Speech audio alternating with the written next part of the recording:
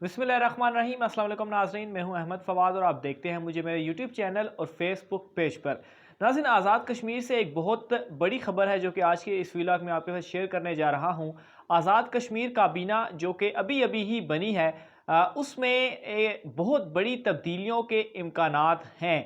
क्या बड़ी तब्दीलियाँ हो सकती हैं और क्यों वो बड़ी तब्दीलियाँ होंगी?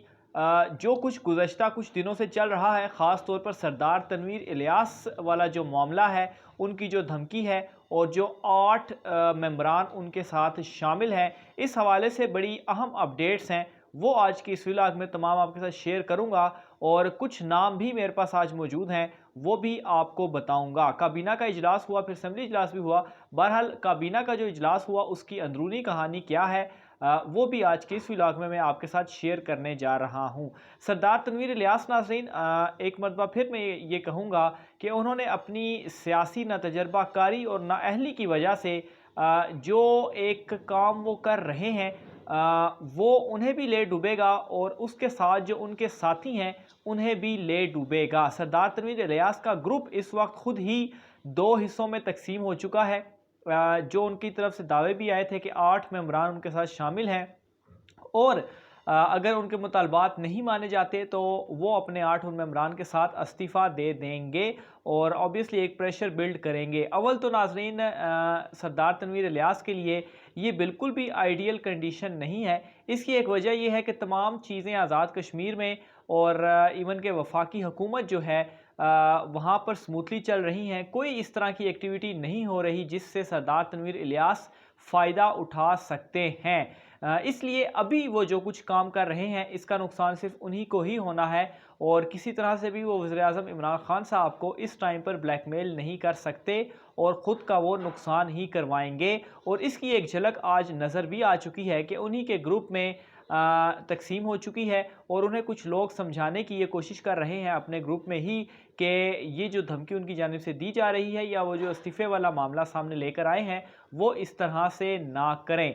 सबसे पहले तो नाज़रीन, आज जो काबीना का इजलास हुआ उसकी मैं अंदरूनी कहानी बताऊं तो सबसे पहली जो चीज़ लाज़िम, बल्कि मैं आपके साथ ये चीज़ शेयर करना चाहूँगा, एक बहुत अच्छा जेस्चर भी ये दिया गया कि सैयद अली गिलानी साहब जो कि उनकी वफ़ात हुई गुज़श्ता दिनों ही, उनके हवाले से आज एक करारदाद हुई। ऑब्वियसली जो कुछ भारत कर रहा है मकबूजा कश्मीर के साथ, उस हवाले से वो करारदाद थी।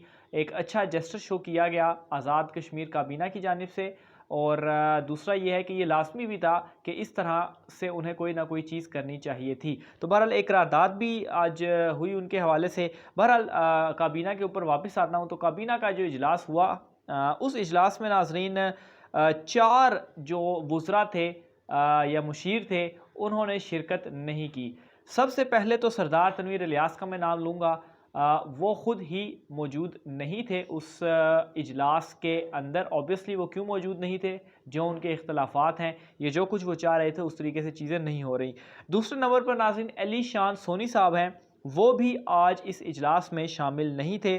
तीसरे नंबर पर शाहिदा सग़ीर साहिबा और चौथे नंबर पर अकबर इब्राहिम साहब हैं। हमारे सोर्सेज ये बता रहे हैं कि आज के इस इजलास में ये 4 जो वुज़रा, 3 तो वुज़रा हैं और 1 मुशीर हैं, ये चारों आज मौजूद नहीं थे और ऑब्वियसली शिरकत ना करके एक इन्होंने भी ये चीज़ ज़ाहिर की या जेस्चर दिया अपने तहफ़्फ़ुज़ात के हवाले से। दूसरी तरफ नाज़रीन माजिद ख़ान साहब, दीवान अली ख़ान साहब और अनवारुल हक साहब, इनके हवाले से भी ये कहा जाता है कि ये सरदार तनवीर इलियास ग्रुप के हैं।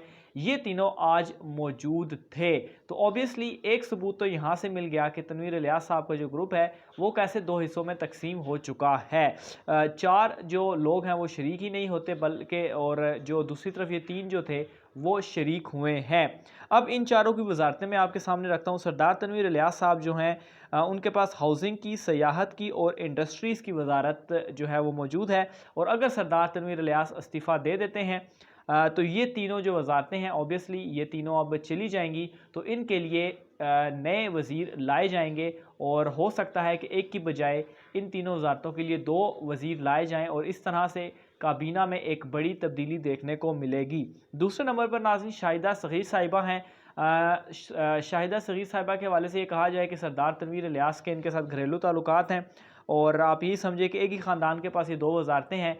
तो अगर सरदार तनवीर इलियास साहब ने इस्तीफ़ा दिया तो शाहिदा सग़ीर साहिबा भी इस्तीफ़ा देंगी और इनके पास इस वक्त समाजी बहबूद की वजारत मौजूद है। ऑब्वियसली ये इस्तीफ़ा देती हैं तो समाजी बहबूद की वजारत के लिए भी किसी नए शख्स की एंट्री होगी काबीना में। तीसरे नंबर पर नाज़रीन अकबर इब्राहिम साहब।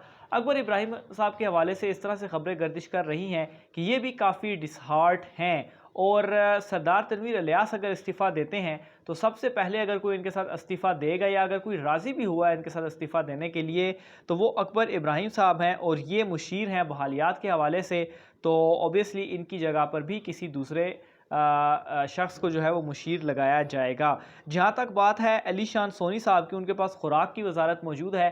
तो उनके हवाले से फ़िलवक्त यही इतलात आ रही हैं कि वो अभी तक इस मूड में नहीं है कि वो इस्तीफ़ा दे दें, लेकिन अगर वो इस्तीफ़ा देते हैं तो खुराक की वजारत के लिए भी एक नए शख्स की काबीना में एंट्री होगी। आइंदा आने वाले दिनों में नाज़रीन इस हवाले से मज़ीद सूरत हाल जो है वो सामने आएगी खुलकर, क्योंकि 9 या 10 तारीख का जो एक डेडलाइन थी सरदार तनवीर इलियास की जानिब से वो दी गई थी कि अगर इस टाइम तक उनके मुतालबात नहीं माने जाते तो वो फिर आइंदा का लाहे अमल तय करेंगे और उसके बाद ही ये जो अगर ये इस्तीफ़ा देते हैं तो आज़ाद कश्मीर काबीना जो है उसमें एक बड़ी तब्दीली आएगी और हो सकता है कि ज़्यादा तो खैर नहीं लेकिन ये 3 जो मेंबरान अगर जाते हैं तो इनकी जगह ये वजारतें किसी और को मिलेंगी और ऑब्वियसली आज़ाद कश्मीर काबीना में एक कुछ नई एंट्रियाँ हमें देखने को मिलेंगी। दूसरी तरफ नाज़रीन सरदार तनवीर इलियास को अभी तक ये समझाने की कोशिश की जा रही है, ख़ास तौर पर अगर मैं माजिद खान, दीवान अली खान और अनवारुल हक साहब का नाम लूँ। अनवारुल हक साहब तो खैर स्पीकर भी हैं लेकिन ये ऑब्वियसली सियासतदान हैं और इस वक्त ये जिस तरीके से संभल कर चल रहे हैं और मेरे ख़्याल से इन्हीं की तरफ से ही ये मशवरा भी दिया गया होगा सरदार तनवीर इलियास को कि वो जिस तरीके से चल रहे हैं, जज्बात के साथ चल रहे हैं, इस्तीफ़ा देने के हवाले से जो उनके साथ हवाले से जो मामलात सामने आ रहे हैं तो वो इस्तीफ़ा ना दें, चुप करके जो उनके पास वजारत है उस पर काम करते रहें। क्योंकि इस वक्त जैसा कि मैंने पहले भी बताया कि आज़ाद कश्मीर की जो सूरत हाल है वो बिल्कुल स्मूथली चल रही है। अपोजिशन को देखा जाए तो मुस्लिम लीग नून को देखें या पीपल्स पार्टी को देखें तो उनकी जानिब से अभी तक कोई ऐसी जो है वो कार्रवाई सामने नहीं आई जिससे हम ये कह सकते हैं कि हुकूमत को इससे बड़ा नुकसान होगा, बल्कि मुस्लिम लीग नून जो है वो वहाँ पर ख़ुद ही टूट फूट का शिकार हो चुकी है। राजा फ़ारूक हैदर के हवाले से ये खबर सामने आई कि उन्हें मुस्लिम लीग नून के चूँकि वो सदर हैं नून लीग के आज़ाद कश्मीर में, तो उन्हें सदारत से हटाकर कुछ नाम जो है वो सामने आए थे उनको लेकर आया जाएगा। तो फिल वक्त अपोजिशन की जानिब से भी कोई हलचल नहीं है। इवन कि अपोजिशन ने जो वफाक में हलचल की उसकी भी गर्दन किस तरीके से इमरान खान साहब ने मरोड़ी। तो इस वक्त आज़ाद कश्मीर में जो सरदार तनवीर इलियास जो कुछ कर रहे हैं इन्हें कुछ भी फ़ायदा हासिल नहीं होने वाला। हाँ, अगर आगे चलकर मामलात कुछ इस तरह के हो जाएं कि वहाँ पर अगर सरदार तनवीर इलियास कुछ करते हैं तो उन्हें फ़ायदा हो सकता है। बहरहाल इस हवाले से मज़ीद डिटेल्स जो भी आती रहेंगी आप नाज़रीन के साथ हम शेयर करते रहेंगे। आज के व्लॉग से इतना ही, मुझे इजाज़त दीजिए। अल्लाह हाफ़िज़।